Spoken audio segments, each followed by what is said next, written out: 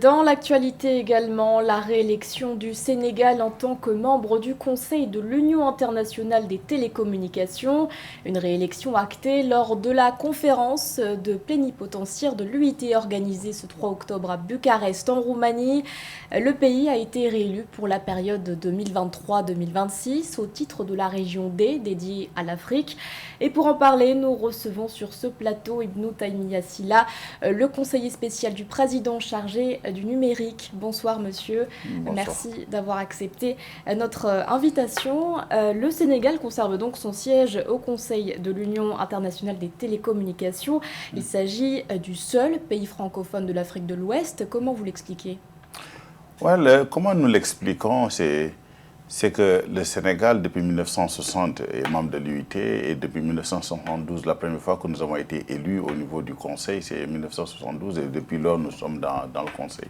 Il faut dire qu'au Sénégal, nous disposons au niveau du ministère un appareil quand même qui est bien huilé au plénipotentiaire qui a longtemps contribué à l'UIT et que cette fois-ci aussi les membres de l'Union ont cru aussi, ont vraiment pensé que c'était quand même une bonne chose de nous réélire et puis que pour nous continuer à contribuer comme nous le faisions. Cette réélection traduit une ambition. Absolument. Parce que vous savez, au Sénégal, notre ambition elle est grande en termes du numérique. Parce que quand vous regardez aujourd'hui la contribution du numérique dans l'économie mondiale, elle est de 16%, la moyenne.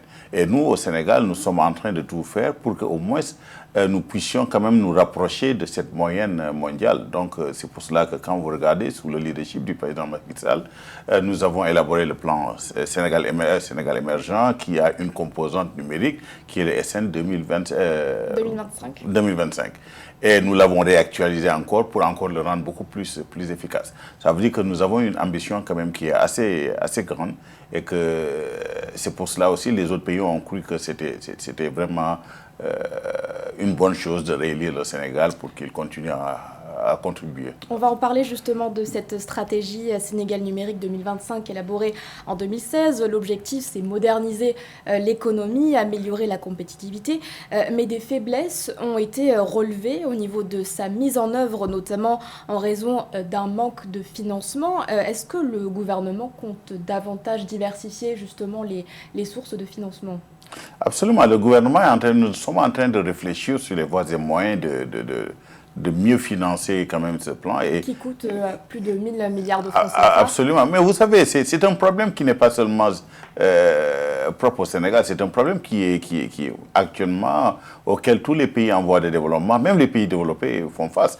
Parce que quand vous regardez aujourd'hui le principal challenge, le principal défi auquel nous faisons face en Afrique, dans le domaine des télécommunications, c'est les infrastructures. Bon, qui est-ce qui va financer ces infrastructures? Est-ce que ce sont les gouvernements? Est-ce que c'est les consommateurs ou bien les bailleurs de fonds? Donc, nous sommes en train de trouver la bonne formule pour ça. Et je pense que le Sénégal, le SN 2025, nous l'avons réactualisé et nous sommes en train de tenir compte de ces facteurs-là pour pouvoir le rendre beaucoup plus efficace et puis régler ces problèmes de financement.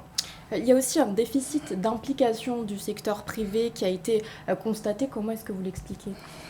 Bon, vous savez, dans tout plan, il y a des forces et des faiblesses. Et comme je le dis, nous sommes en train de corriger ces faiblesses parce que pour nous, le secteur privé, est actuellement au Sénégal, nous avons un secteur privé très dynamique dans le domaine du numérique.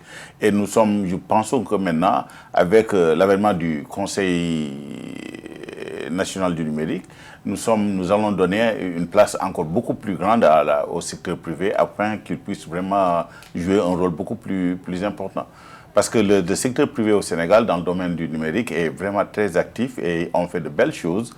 Et je pense que nous sommes actuellement parmi les tops en Afrique. Et je pense qu'il était tout à fait normal que nous puissions quand même leur accorder une place encore beaucoup plus importante dans notre stratégie numérique. Le but de cette stratégie, c'est aussi de renforcer l'inclusion numérique. En 2020, l'UNESCO indiquait dans un rapport intitulé « Évaluation du développement de l'Internet au Sénégal » qu'il n'existait aucune politique concernant, je cite, l'accessibilité des contenus en ligne pour les personnes vivant avec un handicap. Est-ce que la situation a changé aujourd'hui? Bon, la situation est en train d'être changée. Quand vous regardez aujourd'hui, c'est un problème qui est un peu global. C'est un problème qui n'est pas spécifique au Sénégal, mais qui est partout dans tous les pays en voie de développement. Et je pense que maintenant, le prochain Conseil de l'UIT, les quatre prochaines années, aura quand même beaucoup de travail à faire sur ce plan, parce que c'est l'inclusion. Et puis je pense que la nouvelle secrétaire générale de l'UIT, dans sa vision qu'elle avait élaborée lors de sa campagne, a vraiment insisté sur cette inclusion. Et je pense que maintenant, en collaboration avec les autres pays, avec les autres membres du Conseil, je pense qu'on pourrait quand même réduire ce gap qui existe actuellement dans ce domaine-là. Outre le développement des TIC, le Sénégal s'est donné une ambition de taille, envoyer d'ici 2023 dans l'espace son tout premier satellite. Où en est ce projet aujourd'hui ? Le projet avance. Le projet avance. Je pense que nous sommes quand même... les key milestones sont en train d'être respectés. Et nous espérons que cela va se faire, parce que si ça se fait, ça pourrait quand même nous booster.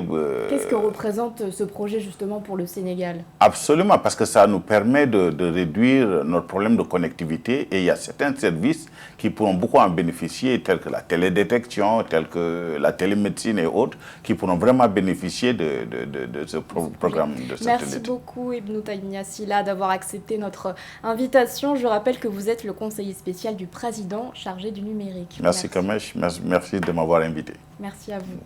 Ce journal a été réalisé par l'ensemble de la rédaction. Merci de votre fidélité.